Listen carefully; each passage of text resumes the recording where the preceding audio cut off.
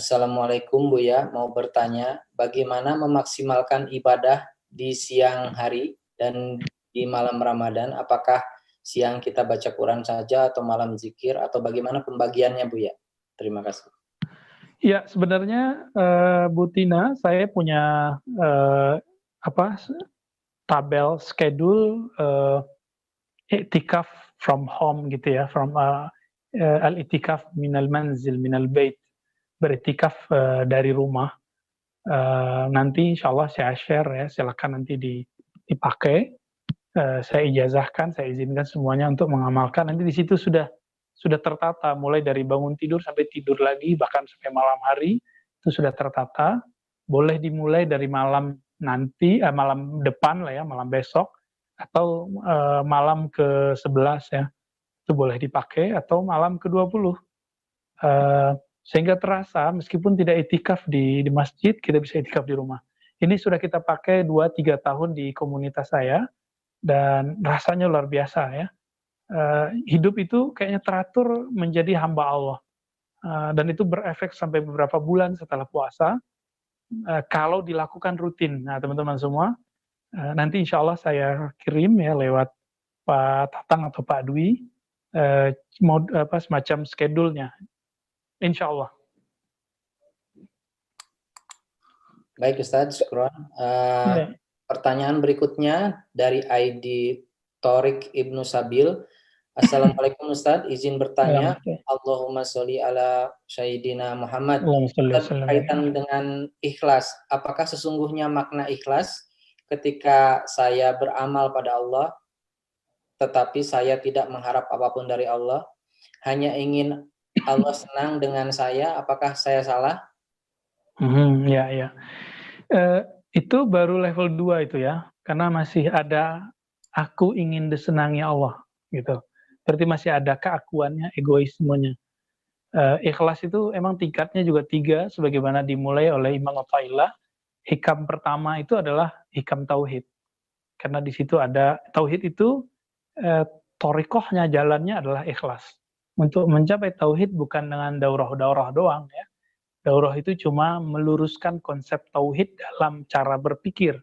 Tapi dalam kerohanian, maka daurahnya tidak disebut daurah, tapi riyadhah, latihan-latihan keikhlasan. Level pertama ikhlas itu harap pahala, kedua ya kayak tadi ingin merasa ingin disukai oleh Allah. Tapi level 3, levelnya para nabi, para wali, para khawasul khawas, semoga kita semua sampai ke level ini. Saya pun sedang berlatih untuk sampai ke sana. Apa itu? Beribadah kepada Allah karena Allah pantas diibadahi. Memuji Allah karena Allah pantas dipuji. Bukan karena saya ingin diridhoi, tapi karena Allah itu pantas untuk disembah. Kalau masalah ridho, udah pasti siapapun yang menyembah Allah dengan metode begini, dengan rasa ini, pasti Allah akan meridhoinya. Teman-teman, saya sering memberi ilustrasi di kawan-kawan ribat di Ciputat ya. Apa pendapat kalian jika ada kawan kita menghubungi kita, memuji kita, cuma karena dia ingin ditraktir atau pengen ngutang? Lagi ada hajat aja mau kemudian deketin kita. Maka kita tandain orangnya, oh orang ini kalau deketin saya pasti ada maunya nih, gitu ya. Maka kita akan tandain, kalaupun orang itu menghubungi, kita berbaik hati, kita beri, tapi nggak mau berlama-lama. Maksudnya sederhana teman-teman, jangan GR dulu kalau Allah langsung mengijabah semua doa-doa kita. Jangan-jangan Allah nggak senang dengar kita doa.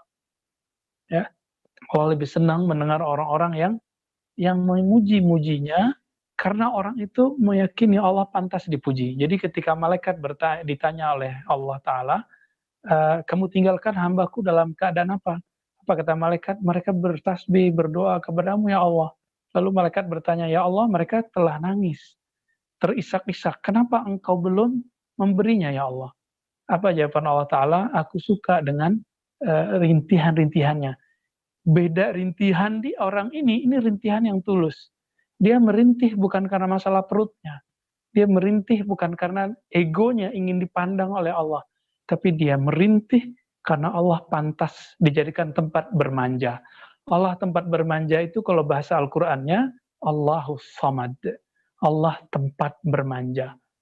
Itu kalau bahasa alainya kira-kira ya, kalau bahasa tafsir yang biasa Allah tempat mengadu, Allah tempat bergantung. Nah, itu tafsiran biasa. Tapi kalau saya memahami Allahus Samad, Allah tempat bermanja. Jadi silakan berlatih lagi, siapa tadi ya, silakan antum berlatih lagi, berlatih, Thorik tadi ya, Pak Thorik. Sekarang dinaikkan kepada bab bahwa saya menyembahnya, memujinya, berpuasa, karena dia pantas disembah.